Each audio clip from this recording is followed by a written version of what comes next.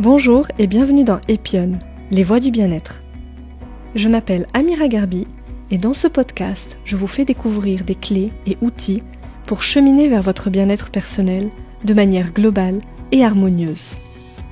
Ici, je donne la parole à des praticiens, thérapeutes, chercheurs, écrivains qui font bouger les lignes du bien-être en proposant des approches et des outils innovants pour prendre soin de soi au quotidien. Ce podcast n'a aucune prétention médicale. Il est juste informatif. Pensez à demander l'avis de votre médecin si cela est nécessaire.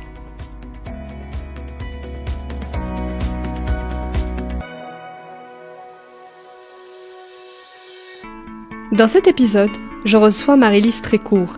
Écrivaine, coach, conférencière, elle partage ses enseignements à ceux qui souhaitent révéler leur potentiel et se créer une vie plus épanouissante. Ici, on aborde ensemble la philosophie Ikigai, tout droit venu du Japon, qui signifie une vie qui vaut la peine d'être vécue, et qui nous permet d'identifier les ingrédients clés à une vie plus alignée et joyeuse, quel que soit son âge et sa situation. On explique comment l'outil Ikigai peut être utile lorsque l'on souhaite changer ou trouver une activité plus en adéquation avec soi et son bien-être. On parle ensemble de changement, de valeurs, de confiance en soi, de multi-activités, mais surtout, on parle de vie joyeuse. À l'image de mon échange avec Marie-Lise, profond et vibrant. Je vous souhaite une très belle écoute. Bonjour Marie-Lise. Bonjour Amira. Comment vas-tu ? Ça va super et toi ? Bah écoute, très bien. Je suis très heureuse de te recevoir aujourd'hui, ravie parce qu'on va parler d'un très bel outil qui est l'Ikigai. Mais avant d'entrer dans le vif du sujet, Marie-Lise, est-ce que tu pourrais te présenter pour ceux et celles qui nous écoutent et nous expliquer comment s'est opérée ta rencontre avec cet outil, justement ? Alors, si tu le permets, je vais répondre à ta question à l'envers. Je vais commencer par te dire comment l'Ikigai est rentré dans ma vie parce que c'est lui qui m'a permis d'être celle que je suis aujourd'hui. En fait, j'ai travaillé 20 ans dans la communication d'entreprise et à un moment donné, j'ai un peu fait le tour de cette activité-là. Je commençais à m'ennuyer et j'ai cherché mon Ikigai. Et on reviendra après sur comment on trouve son Ikigai, mais pour te la faire courte, j'ai compris que ce que je savais faire, c'était écrire, ce que j'aimais faire, c'était écrire, que mes valeurs reposaient sur le partage, et donc que l'activité idéale que je pouvais faire, c'était l'écriture. Pour autant, à cette époque-là, j'étais loin d'envisager que l'écriture puisse représenter une source de revenus suffisante. Voilà, c'était oui, une petite parenthèse à côté, pourquoi pas. Et donc je me suis mise à écrire des nouvelles, j'ai participé à quelques concours, et comme j'ai eu un petit peu de succès avec ces concours, je me suis dit que peut-être que je savais écrire. Et donc petit à petit, je me suis lancée dans l'écriture de romans qui ont eu un certain succès, qui m'ont permis de prendre un premier congé dans mon entreprise, un deuxième, et donc de me lancer en tant qu'écrivain véritablement. J'ai commencé à écrire mon premier roman en 2014, et ce sont des romans petit à petit qui ont pris une connotation de développement personnel. C'est-à-dire que dans ces romans, qui sont des œuvres de fiction, j'intègre quelques pistes de développement personnel, des conseils. J'aime pas utiliser ce mot-là parce que ce ne sont que des pistes. Moi, je ne vous connais pas, je connais pas tous mes lecteurs, donc je ne conseille rien. J'amène à voir certains principes libre aux lecteurs de les expérimenter, de voir si ça peut leur convenir. Et donc j'ai commencé à accompagner les gens en groupe d'abord sur des thématiques de développement personnel. Ce qui m'a amené à ma deuxième carrière, la troisième, je sais plus dans quel ordre où j'en suis, mais en tout cas, je me suis formée au coaching professionnel et au coaching Ikigai, donc puisque en fait, c'est grâce à l'Ikigai que je suis devenue écrivain et coach par la suite. Et aujourd'hui, j'accompagne des personnes qui recherchent une nouvelle activité professionnelle, mais aussi plus globalement qui cherchent un meilleur équilibre de vie, qui cherchent à apporter plus de sens dans leur vie, plus de joie, plus d'alignement par rapport à qui elles sont. Très clair. D'ailleurs, est-ce que toi, en tant que coach, justement, tu observes une résurgence de la question du sens aujourd'hui dans ce qu'on fait ? Clairement, c'est vraiment, je crois à 100% des cas, le cas. Les personnes recherchent du sens, et ce qui m'interpelle, c'est que ce sont de plus en plus de personnes jeunes qui m'en font état. J'allais dire des personnes moi j'ai fait ma transition professionnelle à j'ai commencé à 40 ans, mais plus véritablement autour de 45 ans. Et là, ce sont des personnes qui ont une petite trentaine d'années, qui ont fait des bonnes études, qui ont des postes à responsabilité, qui ont des bons salaires, qui vraiment tout se passe bien. Et elles me disent, ouais, ok, mais je m'ennuie. Je sais faire, très bien, je suis arrivée au bout de ce que j'avais imaginé, de mon ambition, mais je m'ennuie. Ça ne correspond plus pour des raisons diverses, mais des raisons qui ont du sens pour elles, en tout cas, sont liées pour la plupart à des questions, j'allais dire, écologiques ou environnementales. En tout cas, ça manque de sens. C'est très mercantile. Elles travaillent pour des grandes boîtes pour la plupart et elles ne s'y retrouvent pas. Alors, c'est un exemple, hein, mais voilà, ça revient souvent. Et donc, oui, ce sont des jeunes femmes. Mais je trouve ça génial de pouvoir se poser la question si jeune, de se dire, ok, j'ai fait tout ça, j'ai fait toutes ces études et je suis arrivée au bout. Et maintenant, qu'est-ce qui m'attend maintenant? Et je trouve ça top de se poser la question si tôt. Oui, c'est une opportunité, oui, c'est chouette de pouvoir le savoir dès le début et de pas passer effectivement toute une carrière en se disant ça fait pas sens pour moi, quoi. C'est ça, et alors que des personnes qui ont mon âge ou même au-dessus, c'était même pas envisageable. On faisait des études et on faisait un métier toute sa vie, alors dans la même boîte la plupart du temps ou pas, mais c'était même pas dans les mœurs, on va dire, de dire tiens voilà, j'ai 40 ans, ça me plaît plus ce métier, bim, j'ai changé, je vais faire autre chose. Et ce qui est génial, c'est que aujourd'hui, la technologie, on a beau la critiquer, nous permet ça. On peut se former hyper facilement. Alors, je parle pas des aides qu'on peut avoir en tant que salarié, mais si je veux me former à une technologie, je vais sur Internet, je trouve 20 formations. Je trouve que ce que nous propose Internet et les technologies en général, c'est justement cette ouverture au monde et cette possibilité d'avoir plusieurs vies. Et ça, c'est génial. Et même si j'ai pas 200 ans, mais quand j'étais plus jeune, ça n'existait pas. On n'envisageait pas les choses comme ça. Donc voilà, je trouve ça génial et autant en profiter. D'ailleurs, comme tu le dis, maintenant, on a plusieurs carrières en fait. On n'a plus qu'une seule. On a plusieurs vies en fait, professionnelles et même personnelles. Exactement. Et je trouve ça chouette. Même moi, à mon âge avancé, on dirait que je suis une vieillarde, quoi. Mais même moi, donc j'ai plusieurs carrières, plusieurs vies professionnelles, et j'en suis ravie. Et j'envisagerai pas les choses autrement. Et peut-être dans 10 ans, j'en aurai encore une autre, parce que j'envisage pas d'être en retraite. Mais je comprends cette jeune génération. Alors, je suis pas une spécialiste de ce qu'on appelle la Gen Z ou un truc comme ça, mais en tout cas, je comprends que les jeunes aujourd'hui ne voient plus les choses comme nous et qu'ils voient le travail comme une opportunité, qu'ils vont faire quelque temps, ils vont apprendre certaines choses dans cette activité-là et demain ils seront ailleurs. Et cette flexibilité-là, même si elle est déconcertante pour les entreprises, je la comprends et je la cautionne parce que la vie est courte et autant en profiter pour faire tout ce qui nous amuse, tout ce qui nous anime aujourd'hui et qui peut être différent demain. Ouais, complètement. Si on parle maintenant de l'ikigai, alors est-ce que tu peux nous expliquer d'où vient cet outil? Parce que j'aime bien aussi l'anecdote autour de l'origine de l'ikigai. L'ikigai, c'est un mot japonais. Le concept de l'ikigai est apparu dans les années 50 sur une petite île japonaise qui s'appelle Okinawa. Et des chercheurs ont réalisé que sur cette petite île-là, on trouvait le plus de personnes qui vivaient centenaires et en bonne santé. Et ils se sont demandé, mais quel est le secret de ces fameux Okinawaïens? Je suis pas sûre du mot. Mais en tout cas, de ces centenaires. On vérifiera après. Merci, voilà. Et donc, ils ont compris que déjà, ils avaient un mode de vie qui était très particulier. Un régime, c'est pas un régime crétois, mais enfin, on va dire que c'est à peu près la même chose, un régime très équilibré avec très peu de viande, etc., des légumineuses, enfin voilà. Tout un tas de bonnes habitudes, de l'activité physique, et aussi, ils sont en lien les uns avec les autres, ils ont des concepts familiaux très forts, ils peuvent s'entraider, enfin, il y a vraiment tout ça qui est important pour eux. Et leur particularité, c'est que ils savent pourquoi ils se lèvent le matin. Et même s'ils ont 90 ans, ils savent qu'aujourd'hui, ils doivent faire leur jardin, ils doivent aller parler à la voisine, ils doivent je ne sais quoi. Et donc, c'est ça qui était important, c'est que chacun a trouvé un sens à sa vie. Et c'est là-dessus que, en Occident, c'est ce sur quoi on s'est penché, c'est quel est le sens qu'on pouvait donner à notre vie.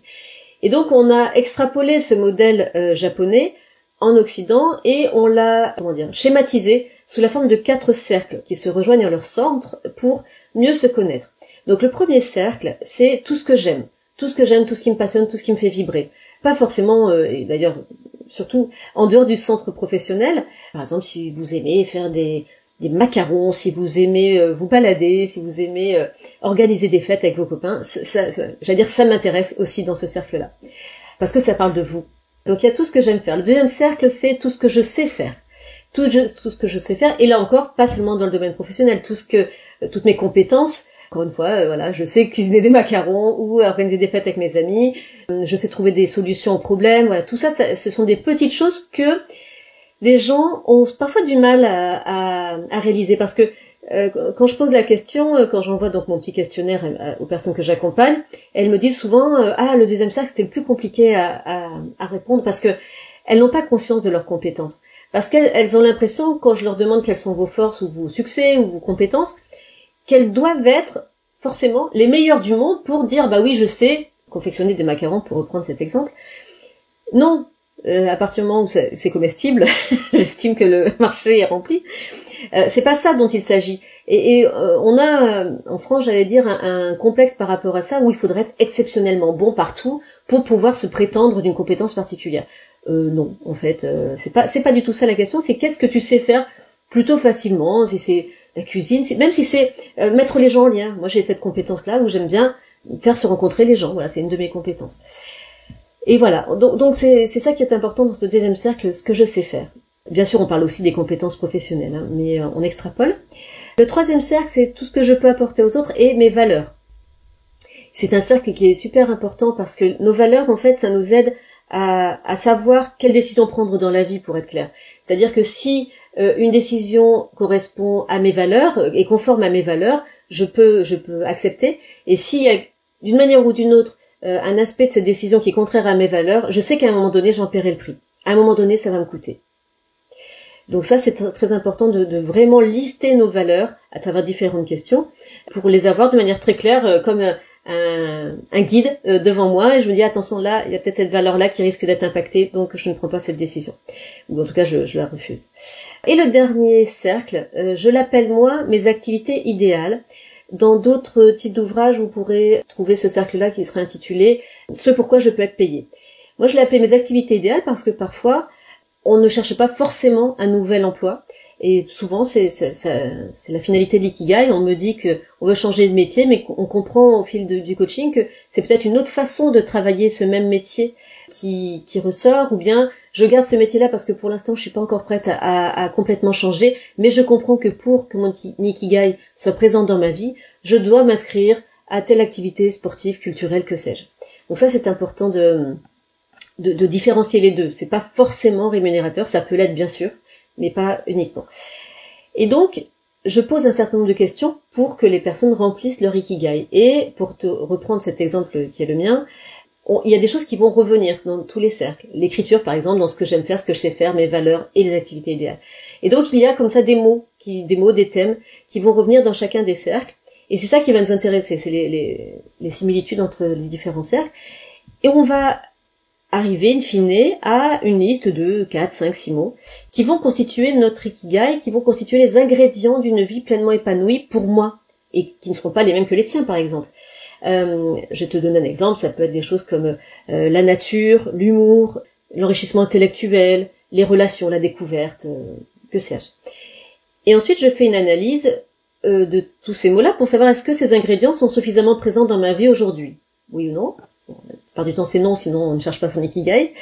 Et demain, quelles actions concrètes je vais pouvoir mettre en place pour que l'humour, la nature, l'enrichissement intellectuel soient encore plus présents dans ma vie, et donc que je puisse trouver cet équilibre, cet épanouissement, cette joie de vivre, cette raison de me lever le matin avec le sourire qui me manque et à laquelle j'aspire. Donc oui, l'ikigai, c'est vraiment le croisement de ces 4 sphères. D'ailleurs, si on regarde sur Internet, ça a une forme de fleur, et l'ikigai, c'est le milieu. Et si on n'a que quelques sphères qui se rencontrent, il y a toujours une part qui manque. On est soit dans la passion, soit dans le... je me rappelle plus des autres termes. Il y avait la passion ou la mission, mais en tout cas, il manque toujours un morceau si les 4 ne se rencontrent pas. Exactement.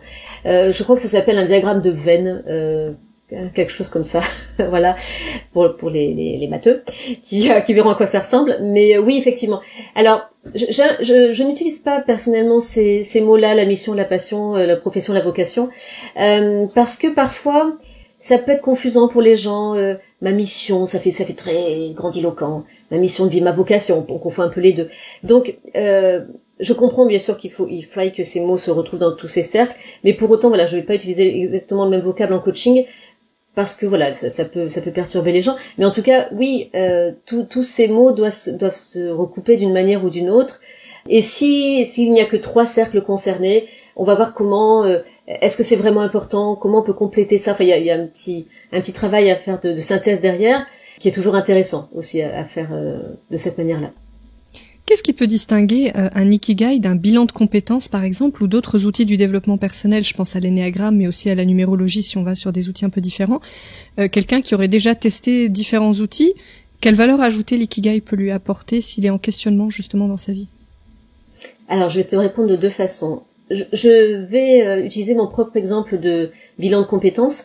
Est-ce que depuis ça a changé, ça a évolué? Je ne sais pas, donc je ne voudrais pas dire des choses qui ne sont plus d'actualité, mais moi je les ai fait, je crois, j'en ai fait en 2010 et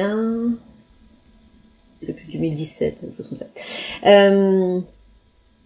Oui, ça doit être ça. Le bilan de compétences, dans le bilan de compétences, j'avais bien sûr noté l'activité d'écriture, mais tout de suite on nous demande de voir combien sont payés des écrivains ou des journalistes. J'avais mis ce métier-là aussi dans ma liste, et je voyais que c'était complètement mal payé et très aléatoire comme rémunération, donc je l'ai vite éliminé de ma liste, puisque ça, je pouvais pas en faire un métier. Moi qui voulais me reconvertir, je pouvais pas en faire quelque chose.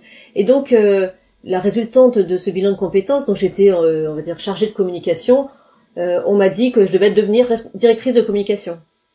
Super, merci. toutes ces heures passées pour arriver à ce résultat-là, merci. J'y avais pas pensé. Enfin bref, je me moque gentiment. Mais tout ça pour dire que moi, encore une fois, mon expérience, je reproche au bilan de compétences que j'ai fait, c'est que ça n'explore vraiment que ma sphère professionnelle, et tout ce qui est de l'ordre de mes passions, de mes envies, de qui je suis moi, au-delà de ma sphère professionnelle, ça n'est pas évoqué. Ce côté où j'aime mettre les gens en relation, trouver des solutions, etc. C'est pas considéré vraiment, c'est oui, bon, d'accord. Donc voilà, moi ce que j'aime dans l'ikigai, c'est que ça m'étudie moi tout entière, toutes mes sphères. Et donc c'est pour ça que je trouve que l'ikigai est très complémentaire par rapport à un bilan de compétences. Et il y a beaucoup de personnes qui viennent me voir en disant j'ai fait un bilan de compétences, mais bon, je reste un peu sur ma faim et j'ai besoin de comprendre différentes choses. Donc par rapport au bilan de compétences, voilà ma position, mais encore une fois, peut-être que c'est évolué, où je crois savoir que certaines personnes l'envisagent un petit peu différemment que dans la forme classique. Et ça, c'est très bien. En ce qui concerne d'autres outils, j'en utilise dans le cadre d'un coaching Ikigai. J'utilise l'énéagramme parce que c'est un outil que j'ai découvert et qui est aussi génial pour mieux se connaître, puisque c'est quand même la vocation de l'Ikigai, donc c'est complémentaire. Et l'énéagramme, c'est devenu ma passion parce que ça permet tellement de comprendre pourquoi on fonctionne comme ça, et surtout pourquoi les autres fonctionnent différemment de nous, et apprendre à mieux se comprendre et communiquer les uns avec les autres, comprendre quelles sont ce qu'on appelle les compulsions et comment mieux les accepter, les accueillir, les gérer. C'est vraiment très éclairant, et souvent dans un parcours Ikigai, je fais référence à ça, je mets en deux les liens entre le parcours de la personne et son énéatype, pour éclairer en fait ses prises de décision passées et celles qu'elle devra prendre dans l'avenir. C'est important. Pour te donner un exemple plus concret, parce que là c'est peut-être un peu abstrait pour les personnes qui ne connaissent pas ces outils, une personne qui serait de type 5. Le type 5, c'est un profil qu'on appelle observateur en énéagramme, qui adore se remplir de connaissances, qui est très cultivé, qui aime bien apprendre, c'est vraiment sa passion, apprendre, comprendre le monde. Cette personne-là n'est pas très à l'aise dans les relations sociales, elle est toujours un peu gauche, elle ne sait pas vraiment comment faire. Et donc si cette personne-là me dit à la fin de l'ikigai, ok, j'ai compris, je vais être commercial, je vais lui dire ok, mais il y a peut-être des difficultés liées au fait que c'est un métier très relationnel. Après, rien n'est impossible. Elle peut me dire, ok, mais c'est quand même ce que je veux. Et là, on va voir quand même quel est le prix à payer de ce métier-là par rapport à son type de personnalité. Elle va devoir prendre sur elle, donc ça c'est important de le considérer avant de s'engager et sur une formation longue et une démission, ce genre de choses. Et donc ça pourrait être peut-être travailler dans la stratégie commerciale ou ce genre de choses. Là, ça serait peut-être plus adapté à ce type de personnalité-là. Voilà en quoi les deux outils se complètent très bien, je trouve. C'est très clair. Et justement, tu parlais de la sphère professionnelle. Effectivement, les bilans de compétences sont très axés sur la solution professionnelle, là où l'ikigai part plus sur le personnel. Je crois savoir qu'il y a plusieurs formes d'ailleurs d'ikigai. Il y a des ikigai personnels. Toi, je pense que tu as récemment parlé d'un ikigai du couple, enfin de la famille. Donc, en fait, c'est un modèle qu'on peut vraiment répliquer dans plein de sphères de sa vie. Exactement. Alors, il y a plusieurs façons de l'envisager, l'ikigai, mais à partir du moment où c'est un outil qui permet de mieux se connaître, il permet de mieux me connaître individuellement, mais aussi dans un collectif. Ça peut être dans une équipe professionnelle, ça peut être en couple, en famille, entre amis, de se poser différentes questions, ce que j'aime faire, ce que je sais faire, mes valeurs. C'est bien que les autres les connaissent aussi, tous ces paramètres-là de moi. Ce sont des choses qu'on ne se dit pas vraiment, enfin je sais pas toi dans ta famille ou avec tes amis, mais avoir des discussions comme ça sur soi très claires, et puis en plus il faut savoir les identifier. Si là demain une réunion amicale, je demande à mes amis alors toi tes valeurs c'est quoi, là comme ça à froid, c'est peut-être pas évident. Donc de prendre le temps de se poser déjà individuellement ces questions-là et après dans le cadre d'un collectif, c'est très enrichissant parce qu'on va mettre en place la complémentarité et même les synergies entre les personnes, et c'est beau de mieux se connaître, de mieux se comprendre et de mieux interagir ensemble. Oui, c'est ça, l'ikigai amoureux. D'ailleurs, j'y repense, je l'avais lu dans ton livre Trouver son ikigai, et je m'étais dit tiens, c'est intéressant effectivement de l'appliquer dans la sphère du couple, parce qu'on se pose pas forcément ces questions-là. On se les pose beaucoup dans son travail, dans la sphère professionnelle, un peu moins dans la sphère familiale et du couple, mais ouais, je trouvais ça assez chouette comme approche. Sur la partie vraiment professionnelle maintenant, une fois qu'on a fait... Alors déjà, l'ikigai, comment on le fait? Est-ce que on le fait seul? Est-ce que on se fait accompagner? Est-ce que toi, tu as un point de vue sur la question? Comment tu avais fait le tien, peut-être, d'ailleurs, pour nous partager ton expérience? Alors, j'avais fait le mien seul, j'avais trouvé, je ne sais plus quel document pour m'aider à le faire, mais pendant un moment, il est resté lettre morte, parce que justement, je suis restée avec mes zones d'ombre, avec le comment, le pourquoi, qu'est-ce que j'en fais, oui c'est bien gentil, mais et puis il y avait tout un tas de compétences que je n'avais pas valorisées, puisque oui non mais ça va, c'est pas bien, c'est pas vraiment une compétence, ça, je sais faire mais enfin bon je suis pas la meilleure, tu vois ce genre de questions, de choses qu'on peut se dire sur nous-mêmes. Et donc est-ce qu'on doit le faire seul ou se faire accompagner? Alors j'ai écrit un guide pratique qui permet aux personnes de le faire seul. Il y en a beaucoup qui le font, qui m'envoient des témoignages en disant j'ai réussi, j'ai trouvé quels sont les ingrédients de mon ikigai. Et puis il y a d'autres personnes qui disent j'ai essayé, alors avec ou sans mon livre, peu importe, mais je suis bloquée. Il y a quelque chose que je ne comprends pas. Voilà. Et là intervient l'intérêt du coaching, c'est-à-dire que un coach va savoir identifier quelles sont ces zones d'ombre, quels sont ces boulets qu'on se traîne consciemment ou pas, comme le manque d'estime de soi, le manque de confiance en soi, des peurs, des croyances limitantes, qui doivent être résolus d'une manière ou d'une autre. En tout cas, ça doit être traité, observé, analysé, désactivé en tout cas, pour qu'on puisse continuer le chemin. Et donc je reprends la métaphore du boulet, parce que à la fin du parcours, je peux trouver mon ikigai, très bien, mais j'aurai toujours un boulet au pied, et je ne pourrai rien en faire véritablement. En tout cas, je ne pourrai pas optimiser tout ce que j'ai découvert grâce à l'ikigai à cause de ce boulet qui m'entrave et qui m'empêche peut-être de me reconvertir ou vraiment de passer à l'action. Donc je pense qu'un coaching ikigai permet d'accompagner des personnes soit qui doutent d'elles-mêmes, soit qui ont des petites choses à régler consciemment ou pas, parce qu'on n'est pas toujours conscient de nos croyances limitantes ou de nos blocages, et qui ont besoin d'un petit coup de pouce opérationnel après. Ok, j'ai trouvé mon ikigai, maintenant je fais quoi avec? Voilà, ça peut être intéressant. L'ikigai, il évolue dans le temps ou pas? À la marge. Il y a des choses qui arrivent, oui, puisque la première sphère c'est tout ce que j'aime, il y a des choses nouvelles qui arrivent, des choses dont je peux me lasser un petit peu, en tout cas ça a moins d'importance. Dans ce que je sais faire aussi, il y a des nouvelles compétences qui arrivent. Il y a 10 ans, j'ignorais absolument ce qu'était l'énéagramme par exemple, et je l'aurais peut-être pas mis dans ce cercle-là. Donc oui, il y a des choses qui vont évoluer, les valeurs généralement, ça reste à peu près les mêmes, à quelque chose près, et les activités idéales aussi peuvent évoluer parce que j'ai d'autres envies, j'ai connaissance d'autres types d'activités. Coach en ligne, il y a 20 ans, ça n'existait pas. D'ailleurs, même le coaching tel que je l'exerce aujourd'hui, je ne suis pas sûre que ça existait, de cette façon-là en tout cas. Donc il y a de nouveaux métiers qui émergent, donc oui, ça évolue et c'est intéressant de le refaire régulièrement. Déjà, une fois qu'on l'a fait, son ikigai, qu'on a identifié nos ingrédients, de s'y référer dans l'avenir, dans les mois, les années qui suivent, pour être sûr que tous ces ingrédients sont encore présents dans ma vie de manière satisfaisante. Donc ça, c'est une première chose.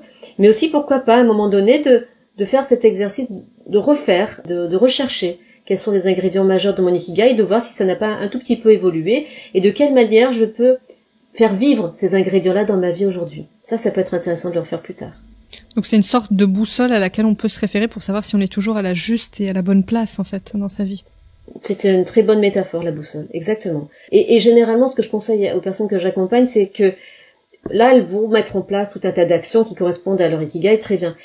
Mais la vie étant ce qu'elle est, et nos habitudes étant ce qu'elles sont, il est possible que dans 2 mois, 6 mois, 3 mois, on puisse perdre de vue ces bonnes habitudes, et à un moment donné, on va sentir encore un déséquilibre, un certain mal-être, peut-être pas, mais en tout cas quelque chose qui ne nous convient pas.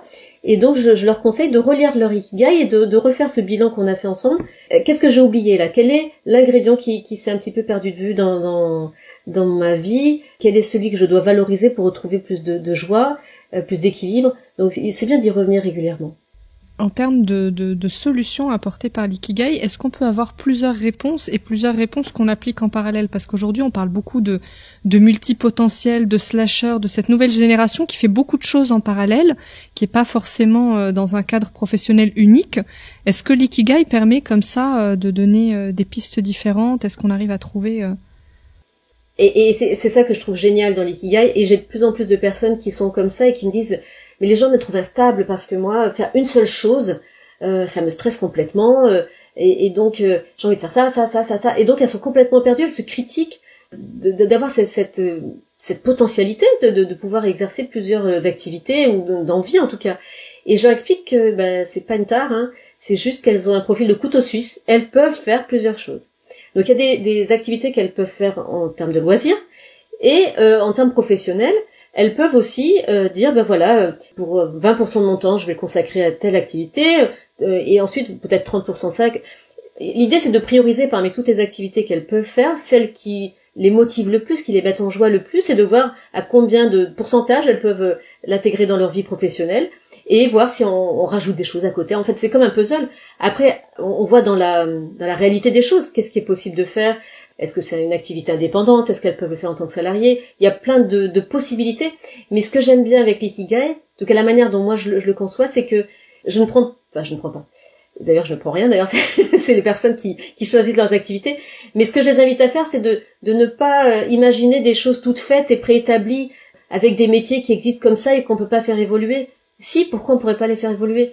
Moi, si on m'avait, mon activité professionnelle, ça n'existe pas en tant que telle. Je suis à moitié coach, à moitié écrivain, à moitié conférencière, à moitié formatrice, et j'adore ça, cette diversité de tâches.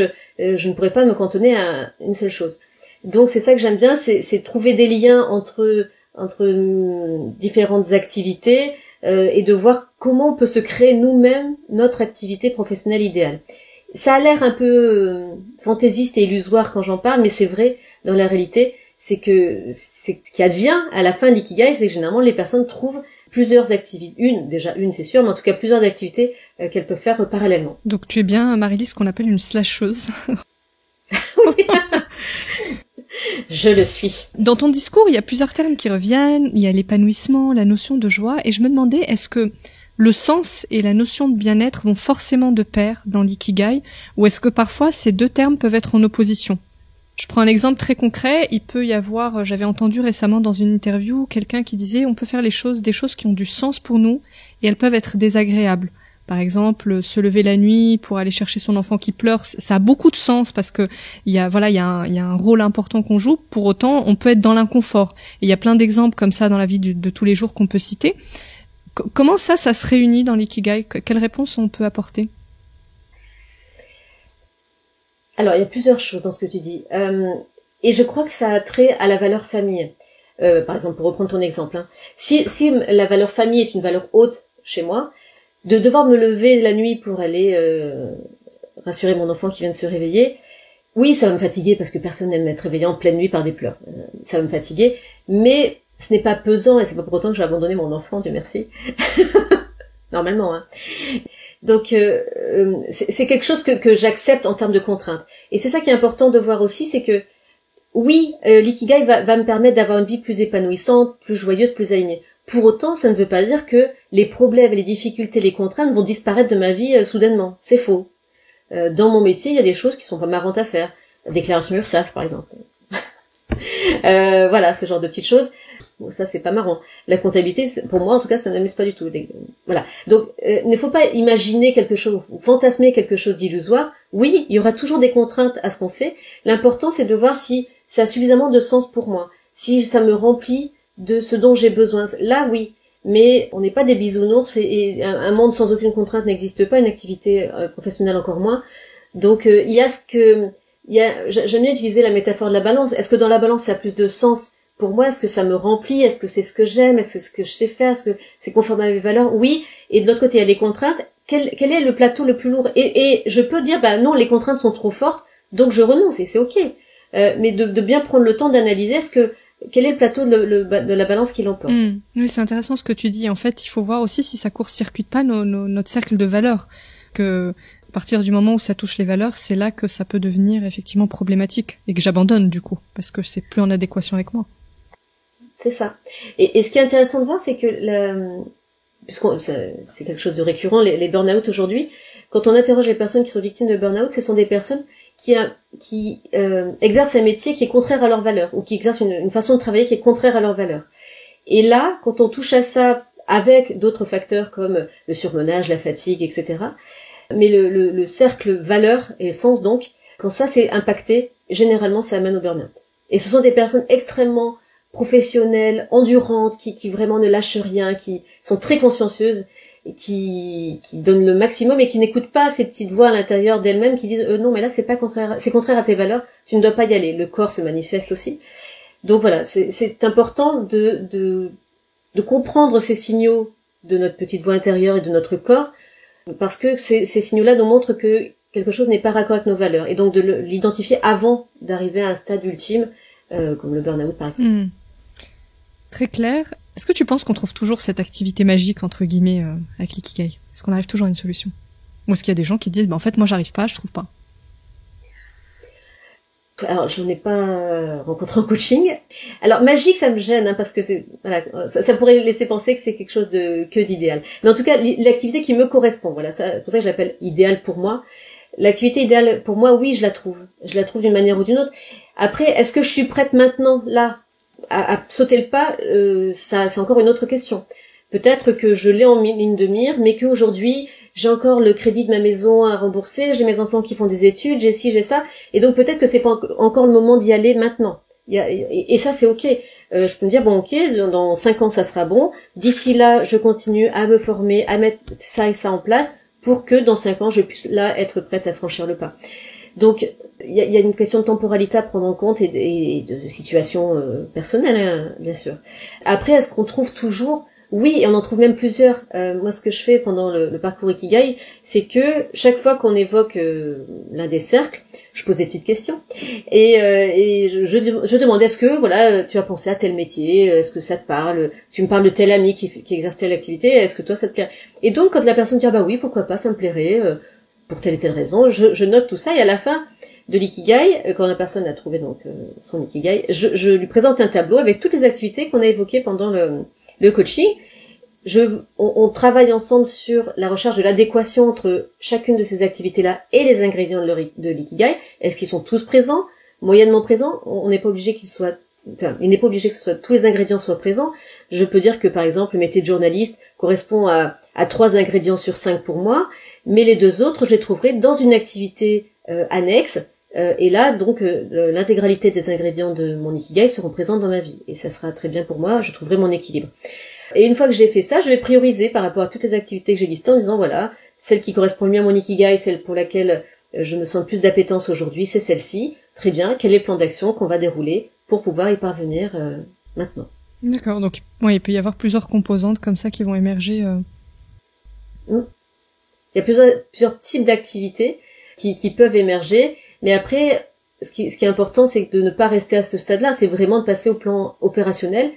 On fait quoi, quand, comment, avec qui, et on passe vraiment à l'action, parce que sinon c'est bien joli, mais voilà, on n'a pas atteint notre objectif. Oui, effectivement, c'est important de le souligner que c'est une première étape sur laquelle s'appuyer. Après, il faut vraiment passer à l'action et mettre en place un certain nombre de choses pour aller dans cette direction. Et la temporalité, comme tu le dis, est importante.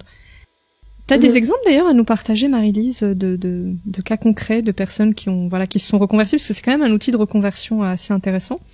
Est-ce que t'as des cas d'école intéressants qui toi t'ont marqué, dont tu aimerais parler aujourd'hui? Alors, j'ai travaillé avec un ingénieur qui est devenu conseiller en insertion professionnelle auprès des jeunes. Donc rien à voir, un public particulier aussi. Une jeune femme, je crois qu'elle avait même pas 30 ans quand elle a commencé, qui était militaire, travaillait dans la marine, et qui avait une passion pour les livres, et qui est devenue bibliothécaire. Elle a suivi une formation de bibliothécaire. Une autre, pareil, même passion pour les livres. Elle travaillait dans une banque et elle est devenue agent littéraire. Elle fait ça maintenant, elle accompagne des auteurs. Qu'est-ce que... Alors, j'allais dire, il y a beaucoup de personnes, j'allais dire bizarrement, qui... C'est pas systématique et moi j'accepte tout le monde bien sûr, mais qui à un moment donné me disent qu'elles ont un rapport avec l'écriture qui est intéressant, qu'elles aimeraient écrire ou qu'elles aiment lire, etc. Et je crois qu'on n'attire pas les gens à soi par hasard, et je pense que mon profil mixte, on va dire, n'y est pas pour rien. Donc je pense à une autre personne qui est devenue bibliothécaire aussi, mais là ça rejoint mon premier exemple. À quoi je peux penser d'autre? Alors un autre exemple qui n'a rien à voir, enfin qui n'a rien à voir. Une personne qui me dit voilà, je veux trouver une nouvelle activité professionnelle, mais ce que j'aimerais faire là, c'est faire une césure. Je travaille dans le marketing et dans une grosse boîte en plus, et j'en ai marre. Et moi, mon grand rêve, ça serait de partir seule en voyage. Et on identifie ensemble que ça peut être une première étape pour apprendre à se connaître, travailler sur l'estime d'elle-même et tout ça. Elle fait un premier stage de surf au Portugal. Et là, c'est la révélation. Elle dit, mais c'est génial, je suis partie seule, je me sens confiante, etc. Ensuite, elle est partie, je crois que c'était 6 mois à Bali, faire du surf. Et là, maintenant, elle devient community manager pour tout un tas de personnes, mais surtout pour des personnes qui sont en lien avec le métier du surf, puisqu'elle s'est installée là-bas maintenant.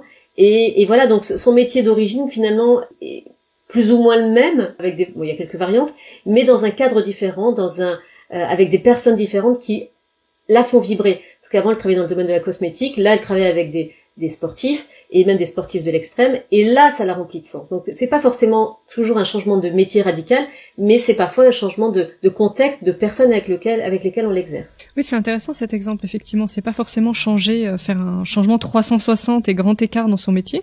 D'ailleurs, je pense que c'est pas toujours possible, parce qu'il y a quand même des métiers qui nécessitent un certain nombre potentiellement d'études et autres. On peut pas être médecin du jour au lendemain si on le souhaite. Donc, il y a quand même, faut quand même garder un certain réalisme. Mais en tout cas, ce que j'entends, et c'est assez beau, c'est que les portes sont ouvertes. En fait, on n'est pas obligé d'être cantonné toute sa vie dans un cadre, dans un travail, et qu'on peut changer aussi à tout âge. Parce que tu parles de jeunes, tu parles de personnes un peu moins jeunes, donc c'est... Ah oui, j'ai accompagné des personnes qui avaient 65 ans et qui ne voulaient pas du tout être en retraite et qui voulaient continuer à aider les gens, à être altruistes. Et ce n'est pas parce que, c'est souvent ce que je donne comme exemple, parce que des personnes au début me disent, mais moi je vois pas quel autre métier je peux faire, je vois pas comment je pourrais faire ceci ou cela. Et j'ai dit, mais c'est normal, c'est comme si tu me disais, au pied de la montagne, mais je connais pas tous les cailloux du chemin. C'est bien normal. Donc, prenons ce chemin, avançons ensemble, et petit à petit, il y a des pistes qui vont émerger, il y a des petits chemins de traverse que tu n'as pas vus depuis le bas qui vont émerger. Donc, ne présume pas parce que tu ne vois pas les solutions qu'il n'y en a pas. Voilà. Avançons, explorons, et on verra ce qui se dessine après. Mais voilà, il faut savoir faire ce chemin-là, être patient, et s'accorder du temps, en fait. Tu touches du doigt aussi le sujet de la confiance en soi, parce que quand on lève comme ça le voile sur des possibilités, il y a forcément nos croyances limitantes qui arrivent du style « Ah mais non, je suis pas capable, je sais pas entreprendre ». Typiquement, ça c'est une croyance que beaucoup peuvent avoir. Comment toi tu les aides aussi à faire le tri entre ce qui est de l'ordre de la croyance et ce qui est de l'ordre de la réalité, de la possibilité en tout cas? Ben, je les questionne quand j'entends, parce que je les entends, les croyances. Ah, mais moi, je suis pas capable de faire ça. Très bien. Alors, on va s'arrêter 2 secondes. Pourquoi? Et là, elle me regarde en disant, attends, c'est évident. Et en fait, non, ça ne l'est pas. Donc voilà. Et après, j'ai des outils de coaching, et c'est là que c'est intéressant de travailler en coaching là-dessus, de manière parallèle à l'ikigai. C'est que moi, je vais sortir du cadre de l'ikigai à ce moment-là, et on va faire une petite séance sur la désactivation de la croyance limitante. On va l'observer, on va trouver des manières de la désactiver, et après repartir de plus belle. Mais c'est en fait quand on dit des phrases du genre moi je ne peux pas, ou je suis toujours, ou jamais, voilà, quand on a des formes lapidaires comme ça de pensée sur soi notamment, généralement ça ressemble à une croyance, et c'est bien de la questionner. Est-ce que c'est toujours vrai? Est-ce que c'est vrai pour tout le monde ou seulement pour moi? Enfin, de se remettre en question ce qu'on considère comme une vérité. C'est pas le plus simple, parce que justement c'est notre système de valeurs, c'est notre vérité. Donc pour nous c'est la vie. Tu vois, on a toutes les deux des lunettes, et moi je suis persuadée que le monde il est tel que je le vois à travers mes lunettes, mais toi tu vois pas la même chose que moi pour le coup, et donc ta réalité est différente de la mienne, et on a toutes les deux raison. Les fameuses lunettes aussi de l'énéagramme. Oui, exactement. Donc c'est ça qui est intéressant, c'est de prendre ce temps-là aussi pour avoir cette objectivité envers nous, ce n'est pas le plus évident et c'est pour ça c'est bien de travailler avec une tierce personne. Oui, parce que ça bouscule un peu quand même aussi. Ça bouscule, ouais, ça bouscule parce que ça remet en cause. Alors, au-delà de nos croyances limitantes, ça bouscule l'image qu'on peut avoir de nous-mêmes, mais de manière positive. L'ikigai, c'est plutôt sympa de travailler en ikigai parce que généralement, c'est très valorisant. Alors valorisant, c'est pas moi qui valorise les gens parce que je suis gentille. Hein. C'est parce que j'observe, j'écoute ce qu'elles me disent, elles me disent bah voilà, j'ai fait ça, et je leur demande plus de précision. Mais alors, qu'est-ce que tu as mis en place comme compétence pour y arriver? Comment tu t'es senti? Et donc ça fait revivre des choses sympathiques. Donc c'est un outil qui permet de reprendre confiance en soi, de retrouver l'estime de soi et de nous voir sous un prisme beaucoup plus positif et bienveillant aussi. Ça fait du bien. Ouais, tout à fait. Je rejoins vraiment ce que tu dis. Pour finir, Marie-Lise, on va parler de ton livre que j'ai là sous les yeux, qui s'appelle Trouver son Ikigai, que tu as publié aux éditions Erol. Comment tu l'as conçu? Parce qu'il y a beaucoup d'exercices dedans, donc il est assez riche. Ouais, explique-nous un peu comment tu l'as construit. Alors, il s'appelle 50 exercices pour trouver son Ikigai, vivre de ce qui vous fait vibrer. Et il est paru aux éditions Erol. Comment je l'ai construit? Je l'ai construit, alors, autour des 4 cercles, et je vais y revenir, mais j'avais envie de faire une première phase préparatoire par rapport à ça, pour qu'on se mette dans des dispositions plutôt positives avant d'entreprendre ce parcours Ikigai. Donc il y a toute une petite phase préparatoire pour apprendre à mieux se connaître, identifier notre état d'esprit avant de commencer. Et ensuite, donc, il y a des questions à peu près les mêmes que celles que je pose en coaching d'ailleurs, hein, pour apprendre à mieux se connaître, savoir ce qu'on aime, ce qu'on sait faire, nos valeurs, ce qu'on peut apporter aux autres et nos activités idéales. Et donc j'invite les gens à répondre à ces questions et ensuite à remplir chacun des cercles et à voir, in fine, quelles sont les similitudes.